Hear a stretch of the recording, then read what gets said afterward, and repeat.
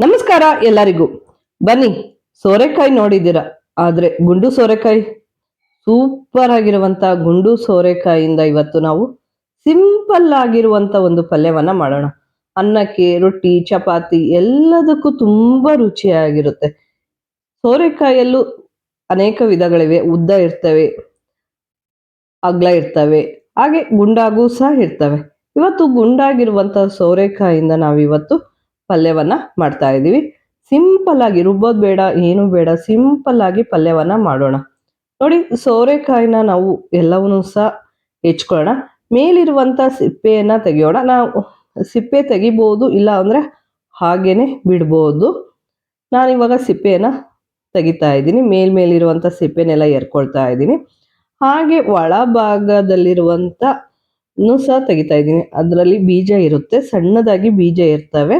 ಹಾಗಾಗಿ ನಾನು ಒಳಭಾಗ ಇರೋವಂಥದ್ದನ್ನು ಸಹ ತೆಗಿತಾ ಇದ್ದೀನಿ. ನೋಡಿ, ಎಲ್ಲದ್ರಲ್ಲೂ ನಾನು ಸಿಪ್ಪೆನ ತೆಗ್ದಿದ್ದೀನಿ, ಮೇಲಿರುವಂಥ ಭಾಗನ.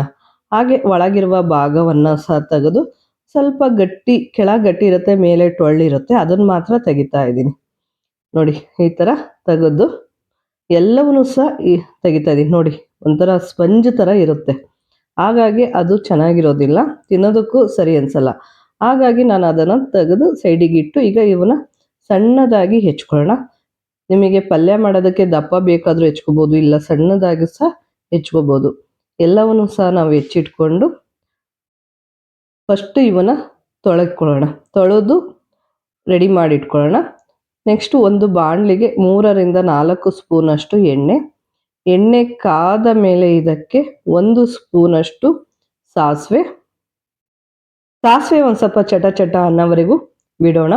ಹಾಗೆ ಈರುಳ್ಳಿನೂ ಸಹ ನಾನು ತಗೊಂಡಿದ್ದೀನಿ. ಈರುಳ್ಳಿ 2 ಈರುಳ್ಳಿನ ಉದ್ದುದ್ದವಾಗಿ ಹೆಚ್ಚಿಟ್ಕೊಂಡಿದ್ದೀನಿ. ಈರುಳ್ಳಿ ಹಸಿ ಘಮ ಹೋಗೋವರೆಗೂ ಈರುಳ್ಳಿನ ಹುರ್ಕೊಳ್ಳೋಣ. ಕರ್ಬೇ ಸೊಪ್ಪು ಒಂದು 10 ಹಸ್ಲು ಕರ್ಬೇ ಸೊಪ್ಪನ್ನು ಸಹ ಹಾಕ್ಕೊಳ್ಳೋಣ. ನೋಡಿ, ಈರುಳ್ಳಿನ ಸ್ವಲ್ಪ ಹಸಿ ಘಮ ಹೋಗೋವರೆಗೂ ಇದನ್ನು ಹುರ್ಕೊಳ್ಳೋಣ. ಆಮೇಲೆ ಇದಕ್ಕೆ ನಾವು ಸಣ್ಣದಾಗಿ ಹೆಚ್ಕೊಂಡಂಥ ಟೊಮೊಟೊ ಹಣ್ಣು ಮೆತ್ತಗಾಗೋವರೆಗೂ ಇದನ್ನು ನಾವು ಬೇಯಿಸ್ಕೋಬೇಕು. ತುಂಬಾನೇ ರುಚಿಯಾಗಿರುತ್ತೆ, ಟೇಸ್ಟಿಯಾಗಿರುತ್ತೆ. ಅನ್ನಕ್ಕೆ, ಪಲ್ಯಕ್ಕೆ, ರೊಟ್ಟಿಗೆ ತುಂಬಾನೇ ರುಚಿ ಕೊಡುತ್ತೆ. ನೋಡಿ, ಇವಾಗ ಟೊಮೊಟೊ ಹಣ್ಣು ಸಹ ಬೆಂದಿದೆ. ಹಾಗೆ ನಾವು ಸೋರೆಕಾಯಿನ ಹೆಚ್ಚಿಟ್ಕೊಂಡಿದ್ವಲ್ಲ, ಅದನ್ನು ಸಹ ತೊಳೆದು ಹಾಕ್ತಾ ಇದ್ವಿ. ಎಣ್ಣೆಯಲ್ಲಿ ಇದನ್ನು ಸ್ವಲ್ಪ ಹೊತ್ತು, ಒಂದು 5 ನಿಮಿಷ ಹುರ್ಕೊಳ್ಳೋಣ. ಆಮೇಲೆ ಇದಕ್ಕೆ ನಾವು 1 ಲೋಟ ನೀರನ್ನು ಹಾಕಿ ಬೇಯೋದಕ್ಕೆ ಬಿಡೋಣ. ಸ್ವಲ್ಪ ಗಟ್ಟಿ ಇರುತ್ತೆ, ಒಂದು 10 ನಿಮಿಷನಾದರೂ ಇದ್ದು ನೀರಲ್ಲಿ ಬೇಯಿಸ್ಕೊಳ್ಳೋಣ. ತುಂಬ ರುಚಿಯಾಗಿರುತ್ತೆ, ಟೇಸ್ಟಿಯಾಗಿ ಇರುತ್ತೆ. ರುಬ್ಬೋದು ಬೇಡ, ಏನು ಬೇಡ, ಹಾಗೆ ಸಿಂಪಲ್ ಆಗಿ ಮಾಡಿದ್ರಂತೂ ಇನ್ನೂ ರುಚಿಯಾಗಿರುತ್ತೆ. ನೋಡಿ, ಇವಾಗ ಇದನ್ನು ಒಂದು 5ರಿಂದ 10 ನಿಮಿಷ ಇದನ್ನು ಬೇಯೋದಕ್ಕೆ ಬಿಡೋಣ. ರುಚಿಗೆ ತಕ್ಕಷ್ಟು ಉಪ್ಪು, ಅಚ್ಚ ಖಾರದ ಪುಡಿ, ಇಲ್ಲ ಹಸಿ ಮೆಣಸಿಕಾಯಿನಾದರೂ ಹಾಕ್ಬೋದು, ಇಲ್ಲ ಖಾರದ ಪುಡಿ. ಖಾರ ನೋಡಿ ಹಾಕ್ಕೊಳ್ಳಿ. ತುಂಬ ಖಾರ ಇರೋದ್ರಿಂದ ನಾನು 1 ಸ್ಪೂನಷ್ಟು ಮಾತ್ರ ಖಾರದ ಪುಡಿ ಹಾಕ್ತಾಯಿದ್ದೀನಿ. ಅರಿಶಿಣದ ಪುಡಿ ಒಂದು ಅರ್ಧ ಸ್ಪೂನಷ್ಟು ಅರಿಶಿಣದ ಪುಡಿ. ಇಷ್ಟನ್ನು ಹಾಕಿ ಮಿಕ್ಸ್ ಮಾಡ್ಕೊಳ್ಳೋಣ. ಇವಾಗ ಮಿಕ್ಸ್ ಮಾಡಿ ಮತ್ತೆ ನಾವು ಇದನ್ನು ಬೇಯೋದಕ್ಕೆ ಬಿಡೋಣ. ಒಂದು 10ರಿಂದ 15 ನಿಮಿಷ ಇದನ್ನು ನಾವು ಬೇಯೋದಕ್ಕೆ ಬಿಡ್ತಾ ಇದ್ದೀವಿ. ನೋಡಿ, ಇವಾಗ ಬೆಂದಿದೆ. ತುಂಬ ರುಚಿಯಾಗಿರುತ್ತೆ, ಸಿಂಪಲ್ ಆಗಿ ಮಾಡುವಂಥದ್ದು. ಇವಾಗ ಹುಣಸೆ ಹಣ್ಣಿನ ರಸ, ಟೊಮೊಟೊ ಹಣ್ಣು ಸಹ ನಾವು ಹಾಕಿದ್ವಿ, ಹಾಗಾಗಿ ಹುಣಸೆ ಹಣ್ಣಿನ ರಸವನ್ನು ಸಹ ನೋಡಿ ಹಾಕ್ಕೋಬೇಕು.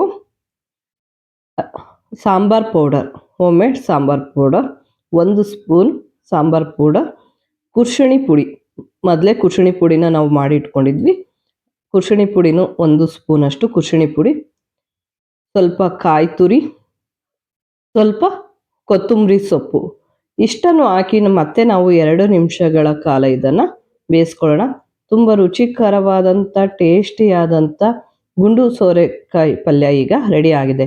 ಇದು ಅನ್ನಕ್ಕೆ, ರೊಟ್ಟಿ, ಚಪಾತಿ ಎಲ್ಲದಕ್ಕೂ ರುಚಿಕರವಾದಂಥ ಒಂದು ಪಲ್ಯ ಅಂತಲೇ ಹೇಳ್ಬೋದು. ಇದನ್ನು ಮತ್ತೆ ನಾವು 2 ನಿಮಿಷಗಳ ಬೇಯಿಸ್ಕೊಂಡ್ರೆ ಪಲ್ಯ ಇವಾಗ ರೆಡಿ. ನಮ್ಮ ಚಾನಲನ್ನು ಯಾರು ಸಬ್ಸ್ಕ್ರೈಬ್ ಮಾಡಿಲ್ಲೋ ಸಬ್ಸ್ಕ್ರೈಬ್ ಮಾಡಿ, ಇಷ್ಟವಾದರೆ ಒಂದು ಲೈಕ್ ಕೊಡಿ, ಕಮೆಂಟ್ ಮಾಡಿ, ಶೇರ್ ಮಾಡಿ. ನೋಡಿ, ಪಲ್ಯ ಇವಾಗ ರೆಡಿಯಾಗಿದೆ. ಇದನ್ನು ಅನ್ನಕ್ಕೆ, ರೊಟ್ಟಿಗೆ, ಚಪಾತಿ ಎಲ್ಲದಕ್ಕೂ ರುಚಿಕರವಾದಂಥ ಒಂದು ಪಲ್ಯ ಅಂತಲೇ ಹೇಳ್ಬೋದು. Thank you for watching. Bye.